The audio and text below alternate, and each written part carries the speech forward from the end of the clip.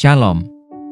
Selamat datang di Renungan Harian Rhapsody of Realities Indonesia, edisi 31 Mei 2025. Dia mengetahui detailnya. Demikian juga Roh membantu kita dalam kelemahan kita, sebab kita tidak tahu bagaimana sebenarnya harus berdoa, tetapi Roh sendiri berdoa untuk kita kepada Allah dengan keluhan-keluhan yang tidak terucapkan. Roma 8 ayat 26 TB. Hidup ini penuh dengan keputusan. Ada yang sederhana, ada yang mengubah hidup. Kadang-kadang, engkau mungkin menemukan dirimu di persimpangan jalan, tidak yakin apa yang harus dilakukan. Ada kesempatan terbuka untuk engkau, dan engkau bertanya-tanya, haruskah aku mengambilnya? Apa langkah terbaik ke depan? Kabar baiknya adalah ini, Roh Kudus mengetahui detailnya. Berkonsultasilah dengannya dan dia akan memberikanmu bimbingan sempurna yang engkau butuhkan. Renungkan kembali kata-kata Paulus yang indah dan penuh inspirasi dalam Roma 8 ayat 26 sebagaimana dikutip dalam ayat tema.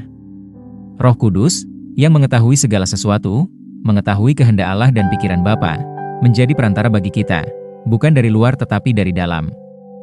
Dia berdoa di dalam engkau dan melalui engkau, membantumu ketika engkau tidak tahu apa yang harus didoakan atau bagaimana cara berdoa.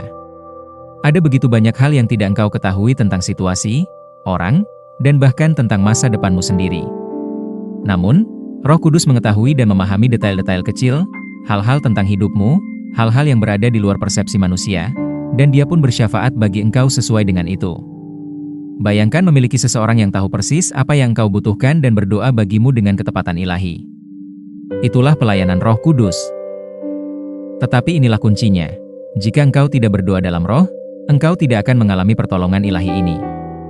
Engkau tidak bisa hanya duduk-duduk, mengeluh dan menunggu kehidupan terjadi, menyilangkan kaki, bergerak-gerak di tempat duduk, atau bahkan meneteskan air mata, itu tidak akan mengubah apapun.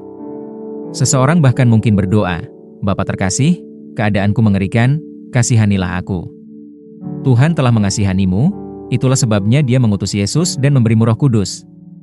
Lihatlah apa yang Alkitab katakan, "Kamu, yang dahulu bukan umat Allah, tetapi yang sekarang telah menjadi umat-Nya, yang dahulu tidak dikasihani tetapi yang sekarang telah beroleh belas kasihan."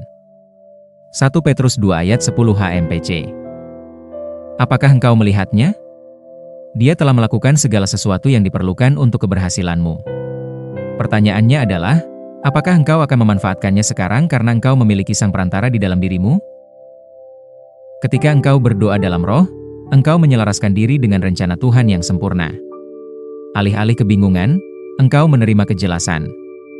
Alih-alih berjuang dalam ketidakpastian, engkau berjalan dalam ketepatan ilahi.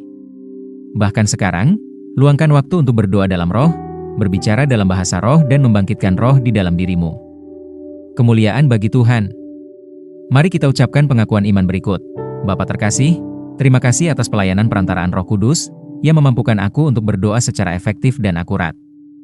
Aku tidak pernah tidak berdaya atau bingung karena Roh Kudus membimbingku dalam segala hal. Aku bergerak dengan hikmat ilahi dan kemampuan supranatural, yang menghasilkan perubahan dalam hidup dan keadaanku. Aku berjalan dalam kepenuhan pemeliharaanmu dan hidup penuh kemenangan setiap hari. Dalam nama Yesus, amin.